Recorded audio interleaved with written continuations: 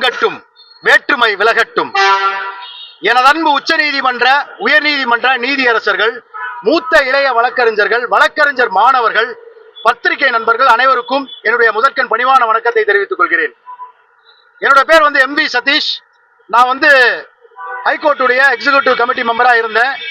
இன்னைக்கு Tamil Nadu Pondicherry bar council எலெக்ஷனுக்காக உங்க எல்லாரோட பிளெஸிங்ஸ்ல எல்லா தமிழகத்தில் இருக்க ஒட்டுமொத்த வழக்கறிஞர்கள், பாண்டிச்சேரியில் இருக்க வழக்கறிஞர்கள், உங்க அனைவருடைய பிளெஸிங்ஸ்ல இந்த வேட்புமனு தாக்கல் இன்னைக்கு நான் பண்ணிருக்கிறேன்.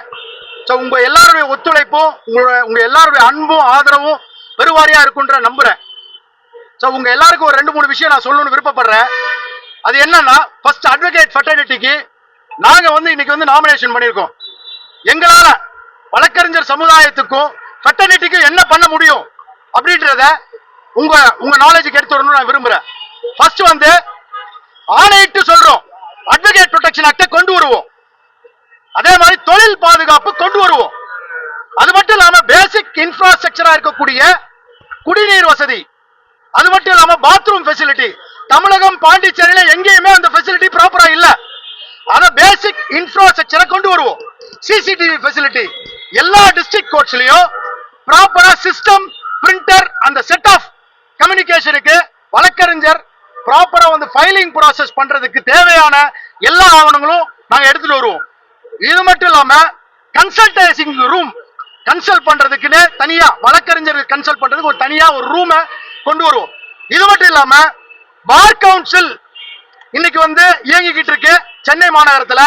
இது நாகர்கோயில இருந்து ரிமோட்ல இருந்து வழக்கறிஞர்லாம் இங்க பதிவு பண்றதுக்கு, என்ரோல் பண்றதுக்கு ரொம்ப கஷ்டமா இருக்கு. பல ப்ராசஸுக்கு ரொம்ப கஷ்டமா இருக்கனால கண்டிப்பா மதுரையில எப்படி ஹைகோர்ட் இருக்கோ அந்த மாதிரி பார் கவுன்சில் மதுரையில கொண்டு வருவோம். இது ரொம்ப முக்கியமான நிகழ்வு. இது மட்டும் இல்லாம ஃப்ரீ இன்சூரன்ஸ், காப்பீட்டு திட்டம், insurance free insurance, medical insurance ஒட்டுமொத்த வழக்கறிஞர்களுக்கும் நாங்க கொண்டு வருவோம். தமிழகம் பாண்டிச்சேரி வழக்கறிஞர்கள் கொண்டு வருவோம். இது மட்டும் இல்லாம வழக்கறிஞர் சமுதாயத்திற்காக, வழக்கறிஞருக்காகவே உருவாக்கப்பட்ட வெல்ஃபேர், கவர்மெண்ட் கிட்டத்தட்ட 7-8 வருஷமா 10 லட்சம் ரூபாய் அப்படின்றத பண்ணிட்டு இருக்காங்க.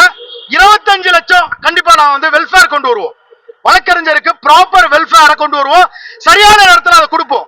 அதாவது நான் இப்ப இதுக்கு முன்னாடி இருந்தது எப்படின்னா, அவன் இறந்துட்டாரோ ப்ராப்பரா வெல்ஃபேர் போய் ரீச் ஆக மாட்டேங்குது, ரொம்ப நேரம் தாழ்த்தி போகுது. இப்ப நாகர்கோயில் கோர்ட்ல பாத்தீங்கன்னா இண்டிவிஜுவலா அவங்க அசோசியேஷன் என்ன பண்றாங்க, ஒரு வழக்கறிஞர் இறந்தா உடனடியா அவங்க டீம் ஃபார்ம் பண்ணி அன்னைக்கு பாய்காட் பண்ணி, கோர்ட்டை பாய்காட் பண்ணி நேரம் அந்த வீட்டுக்கு போய் 3 லட்சம் ரூபாய் பணம் தராங்க. நாகர்கோயில் பார்ல சவுத் சைட்ல எல்லாம் அந்த அளவுக்கு அருமையா பண்ணிட்டு இருக்காங்க. ஒரு சின்ன சின்ன இண்டிவிஜுவல் அசோசியேஷன் அருமையா பண்ணிட்டு இருக்காங்க. ஆனா பார் கவுன்சில் அந்த சிஸ்டம் ப்ராப்பரா இல்ல. அந்த சிஸ்டத்தை நம்ம ப்ராப்பரா கொண்டு வருவோம். அதை மாற்று கருத்தே கிடையாது. இது மட்டும் இல்லாம சுப்ரீம் கோர்ட், அதாவது கிட்டத்தட்ட ஒரு 5 ஸ்டேட்டுக்கு, அதாவது கர்நாடகா, ஆந்திரா, பாண்டிச்சேரி, தமிழகம், எனது சுப்ரீம் கோர்ட் பெஞ்ச இந்த சென்னை மாநகரத்துக்கு கண்டிப்பா கொண்டு வருவோம். இன்ஃப்ளூயன்ஸ் பண்ணி கண்டிப்பா டாப் லெவல் பேசி, ஆல் இந்தியா லெவல்ல பேசி கண்டிப்பா அந்த சிஸ்டத்தை கொண்டு வருவோம். சோ இதெல்லாம் இந்த ஃபெட்டர்னிட்டிக்காக கண்டிப்பா பண்ணுவோம், சொல்ல மாட்டோம், செய்வோம். அதுல மாற்று கருத்தே கிடையாது. நாங்க ஒவ்வொரு வழக்கறிஞர்களும் நோபல் ப்ரொஃபஷன், கான்ஸ்டிடியூஷன் பில்லர், கான்ஸ்டிடியூஷனை படிச்சு வந்திருக்கிறோம். அதனால இந்த கான்ஸ்டிடியூஷன் பில்லர்ஸ் நாங்க வழக்கறிஞர் ஃபெட்டர்னிட்டிக்காக, பாதுகாப்புக்காக உண்மையா உணர்வுபூர்வ சொல்றோம். கண்டிப்பா சீனியர்ஸும் சரி, ஒட்டுமொத்த வழக்கறிஞர்களும் சரி, நாங்க போராடுவோம். அதுல மாற்று கருத்தே கிடையாது. எங்களுக்கு அந்த வாய்ப்பை நீங்க கண்டிப்பா கொடுப்பீங்கன்ற நம்பிக்கையோட ஒரு சில விஷயங்கள் ப்ரீவியஸா என்ன நடக்கலன்றது சொல்றேன். அதை நான் சொல்லி ஆக வேண்டிய நிலைமையில இருக்கிறேன். கிட்டத்தட்ட 7-8 வருஷம், அதாவது ஒரு மன்னராட்சி தான். அந்த பார் கவுன்சில் ஒரு மன்னராட்சி தான். இன்னைக்கு நீங்க ப்ரீவியஸா இருக்கிற பார் கவுன்சில் மெம்பர்ஸ் பல சுகர் கோட்டட் வேர்ட்ஸ்ல நீங்க பேசிட்டு இருக்கீங்க. பல சுகர் கோட்டட் வேர்ட்ஸ்ல நான் அதை பண்ணிடுவேன், வெள்ளை அடிச்சிருவேன், கொரோனாக்கு அதை பண்ண. என்ன பண்ணீங்க கொரோனாக்கு? கொரோனாக்கெல்லாம் எதுவுமே பண்ணல. எல்லா வழக்கறிஞரும் காய்கறி வியாபாரம் பண்ணது, கீரை வியாபாரம் பண்ணதான் மிச்சம். எவனுக்கும் எந்த பெனிஃபிட், எந்த வழக்கறிஞருக்கும், எந்த சீனியர் வழக்கறிஞரும், ஒவ்வொரு வழக்கறிஞரும் வீட்டுக்குள்ள உட்காந்து புழுகிட்டு இருந்தாங்க. கொரோனா காலத்துல வெளியே வர முடியாம, செலவுக்கு கூட காசு இல்லாம, அடுத்த வேலை சாப்பாடு கூட காசு இல்லாம கஷ்டப்பட்டு இருந்தாங்க. அப்படிப்பட்ட வழக்கறிஞருக்கு இந்த பார் மிகப்பெரிய பாதுகாப்பா இருக்கணும். இந்த பார் பாதுகாப்பா இல்ல, ப்ரீவியஸா இல்ல. இன்னைக்கு நீங்க ஒட்டுமொத்த பேரும் sir 90% of bar council members சரியில்லை, 10% ஓகே. ஆனா அவங்களாலையும் சரியா அந்த இன்ஃப்ராஸ்ட்ரக்சரை வழக்கறிஞருக்காக பாதுகாப்புக்காக எதுவுமே பண்ண முடியல. ஏன்னா டாப்ல இருக்க வந்து எல்லாமே யூனிட்டியா இருந்தாதான் ஒரு பார் பாடின்றது ஒரு யூனிட்டியா இருந்தாதான் அதை சக்சஸ்ஃபுல்லா கொண்டு போக முடியும். இங்க பார் பாடியில யூனிட்டி இல்ல. அதனால எந்தவித ஃபெசிலிட்டியும் எந்தவித பெனிஃபிட்டும் இந்த வழக்கறிஞருக்காக செய்யவே முடியலன்றதா ஆடித்தனமான உண்மை. சார் நம்ம ஏன் போலீஸுக்கு அடிமையா இருக்கணும்? நம்ம ஏன் போலீஸுக்கு அடிமையா இருக்கணும்? நம்ம ஏன் வந்து அரசியல்வாதிக்கு அடிமையா இருக்கணும்? நம்ம ஏன் காலேஜ் ஓனர்ஸ் கல்லூரி லா காலேஜ் ஓனர்ஸ்க்கே அடிமையா இருக்கணும்? அப்படிதான் இருந்துகிட்டு இருந்தோம். இன்னைக்கு வந்து போலீஸ்காரன் நேரா வந்து ஒரு பெட்டிஷனை கொடுத்தா சோகாஸ் நோட்டீஸ். எதுக்கு அந்த சோகாஸ் நோட்டீஸ்? எதுக்கு சோகாஸ்? கெஞ்சி கூத்தாடி நம்ம ஒவ்வொருத்தரையும் நம்ம வாங்குறோம்ல, கெஞ்சி கூத்தாடி நம்ம என்ன வாங்குறோம்? ரிக்வெஸ்ட் பண்ணி ஓட்டு வாங்குறோம்ல. நம்மளோட வேலை வெறும் ஃபெட்டர்னிட்டிக்கு நல்லது செய்யறதா, பாருக்கு நல்லது செய்யறது மட்டும்தான் நம்மளோட வேலை. ஆனா நம்ம என்ன பண்றோம்? Disciplinary committee. எதுக்குங்க டிசிப்ளினரி கமிட்டி? அட்வொகேட் தப்பு பண்ணா போலீஸ்காரர் சொன்னாங்க ஜட்ஜிட்ட போய் சொல்லுங்க, ஜட்ஜிட்ட போய் ஃபைல் பண்ண சொல்லுங்க. சோகாஸ் நோட்டீஸ் அனுப்புறீங்க. எதுக்காக சோகாஸ் நோட்டீஸ் அனுப்புறீங்க? உங்களுக்கு யார் அந்த அதிகாரத்தை கொடுத்தது? Disciplinary committee. ஒன்ஸ் நம்ம வந்து அட்வொகேட்ஸ் நம்ம வந்து ரிக்வெஸ்ட் பண்ணி நம்ம ஓட்டு கேட்கறோம்னாலே நம்ம உடனடியா என்ன பண்ணணும்னா நம்ம அந்த ஃபெட்டர்னிட்டி வேலை மட்டும்தான் பண்ணணும். ஒரு கமிஷன் அமைங்க, ஒரு கமிட்டி அமைங்க, இமீடியட்டா போர்க்கால அடிப்படையில் அனுப்புங்க, உருவாக்குங்க. உருவாக்கிட்டு நீங்க வந்து judges, retired judges, senior council engage பண்ணுங்க. அவங்க அந்த கமிட்டி டிசிப்ளினரி கமிட்டியில போடுங்க. உங்களுக்கு ஏன் சார் அந்த வேலை? இங்க தூத்துக்குடியில இருந்தோம், கன்னியாகுமரியில இருந்தோம், நாகர்கோயில இருந்தோம், புதுக்கோட்டை மாவட்டத்தில் வந்து அக்யூஸ்ட் மாதிரி வந்து நின்று இருக்காங்க. அட்வொகேட்ஸ் தெருவில் நிக்கிற மாதிரி நின்று இருக்காங்க. இது ஒரு நோபல் ப்ரொஃபஷன். ஒன்ன மாதிரி தான் நாங்களும், என்ன மாதிரி தான் நீங்களும். இன்னைக்கு நம்ம தான் லார்ட்ஷிப், நாளைக்கு லார்ட்ஷிப். இன்னைக்கு டிஸ்ட்ரிக்ட்ல இருக்க எத்தனையோ சீனியர் கவுன்சில்ஸ்க்கு அதாவது வெளிப்படைத்தன்மை வேணும். வெளிப்படைத்தன்மை வேணும். ஜட்ஜி தேர்வுல எஸ்சி எஸ்சிக்கு ஒதுக்கீடு தரணும். வெளிப்படைத்தன்மை கண்டிப்பா வேணும். அதனால வந்து டிஸ்ட்ரிக்ட்ல இருக்கிற வழக்கறிஞர்களா கண்டிப்பா இந்த நீதிபதிகள் வாய்ப்பு கண்டிப்பா இந்த ஹைகோர்ட்டு கொடுக்கணும். இது வரைக்கும் ஹைகோர்ட்ல பரவாயில்ல இல்ல. அதை வந்து நீங்க வந்து சின்சியரா பண்ணும். இது மட்டும் இல்லாம பார் கவுன்சிலை பொறுத்த வரைக்கும் ஒரு சிலர் டெல்லிக்கு போறாங்க, ஆல் இந்தியா பார் கவுன்சில் போறாங்க, கன்மேனோட சுத்துறாங்க. எதுக்கு சுத்துறாங்கன்னு யாருக்குமே தெரியல. நீங்க என்ன பிரைம் மினிஸ்டரா இல்ல பிரசிடண்டா? எதுக்கு உங்களுக்கு 5 கன்மேனு? எதுக்கு 5 கன்மேனு? அட்வொகேட் ப்ரொடெக்ஷன் ஆக்ட் கொண்டு வந்தா அந்த பயம் உங்களுக்கு தேவையா? பயம் இருக்குமா? கன்மேன் தேவைப்படாதுல்ல. எதுக்குங்க உங்களுக்கு மிஷின் கனோட ஆளு? எதுக்கு அந்த போலீஸ் ப்ரொடெக்ஷன்? அவ்வளவு என்ன தட்டு, அவ்வளவு என்ன பெரிய நல்லது செஞ்சு நாட்டுக்காக நல்லது செஞ்சீங்க சார். இன்னொரு விஷயம், முக்கியமான விஷயத்த சொல்றேன், இதை நான் பதிவு பண்றேன். அதாவது வந்து இன்னைக்கு வந்து தமிழ்நாடு பாண்டிச்சேரி பார் கவுன்சில்ல நீங்க வந்து அசோசியேஷன் லிஸ்ட் அனௌன்ஸ் பண்ணிருக்கீங்க.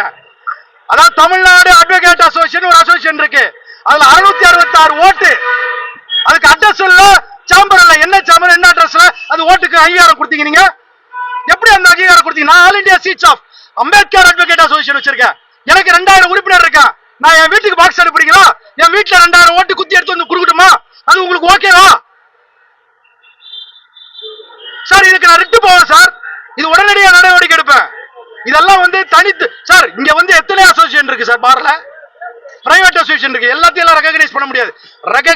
Recognise association okay. ஆனா நீங்க பண்றது மிக தவறு. இதை நீங்க சரியா முறைப்படுத்துங்கன்றதா தாழ்மையான நீதிபதிகளுக்கும் என்னுடைய சுப்பீரியர்ஸ்க்கும் நான் சொல்றது. அதாவது இன்னைக்கு வந்து பார் கவுன்சில்ல கடந்த 7-8 வருஷமா வழக்கறிஞருக்கான ஒரு நல்ல விஷயமா செய்ய நடக்கலன்றதா என்னுடைய தாழ்மையான கருத்து. இன்னைக்கு வந்து கேட்கும் பொழுது நான் அதை பண்ணிட்டேன் இதை பண்ணிட்டேன் சுகர் கோட்டர் வேர்ட்ஸ்ல எல்லாம் கேம்பெயின் பண்றீங்க சார். சமூக போராளியை தேர்ந்தெடுங்க சார். சமூக போராளியை தேர்ந்தெடுங்க. உண்மையான ஆளை நீங்க கொண்டு வாங்க. நாளை சமுதாயம் கட்டக்கூடாது. நாளை இளம் வழக்கறிஞர்கள் இன்னைக்கு தேர்ந்தெடுக்கிற தலைவர் வச்சுதான் இருக்கு.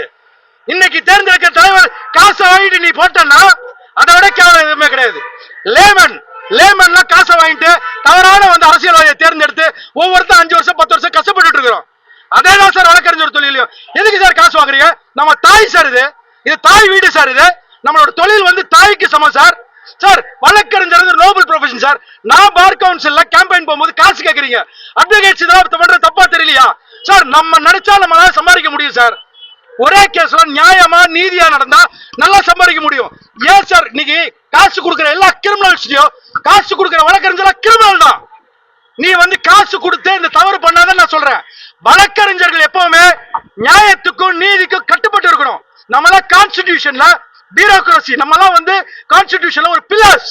நம்மளாம் வந்து மக்களுக்கும் வருங்கால சமுதாய இள வழக்கறிஞர்களுக்கும் நம்ம வந்து ஒரு எடுத்துக்காட்டா இருக்கணும். ஆனா அதுக்கு அப்படியே ஆப்போசிட்டா பார்ல தண்ணி அடிக்க கூட்டு போறது, அதாவது ரூம் போட்டு அவனுக்கு ட்ரீட் வைக்கிறது, காசு கொடுக்கறது, என்ன சார் கேவலமான இது சார்? 100 பப்ளிக்கு ஒரு வழக்கறிஞர் சமம் சார். 100 பப்ளிக்கு ஒரு வழக்கறிஞர் சமம். அப்ப அந்த வழக்கறிஞர் எவ்வளவு பவர்ஃபுல்லானவங்க, எப்படிப்பட்ட நோபல் ப்ரொஃபஷன் அது. சோ அதனால எல்லாருக்கும் நான் தாழ்மையா கேட்டுக்கிறேன், வழக்கறிஞர்களே தாழ்மையா கேட்டுக்கிறேன். வருங்கால சமுதாயத்தை நீங்க நல்லபடியா தேர்ந்தெடுக்க பாருங்க. நல்ல தலைவர் என்ன தேர்ந்தெடுன்னு சொல்லல, நல்ல தலைவரா நல்ல சமூக போராளியை தேர்ந்தெடுக்க நான் சொல்றேன். கண்டிப்பா அதை நீங்க செய்வீங்கன்ற நம்பிக்கையோட ஒட்டுமொத்த தமிழக பாண்டிச்சேரி வழக்கறிஞர்களுக்கு என்னோட நன்றியை தெரிவிச்சுக்கிறேன். நன்றி, வணக்கம். வாக்குறுதிகள் தவிர வேற என்ன நீங்க எதிர்பார்க்கறீங்க சார்? சார் நாங்க sir to be more Frank, எனக்கு இந்த வழக்கறிஞர் சமுதாயம் எனக்கு ஒரு வாய்ப்பு கொடுத்தது. அதாவது ஒரு எக்ஸிகியூட்டிவ் கமிட்டி மெம்பரா MHAல டே 1ல இருந்து எண்டு வரைக்கும் மெடிக்கல் கேம்ப் நடத்தணும்.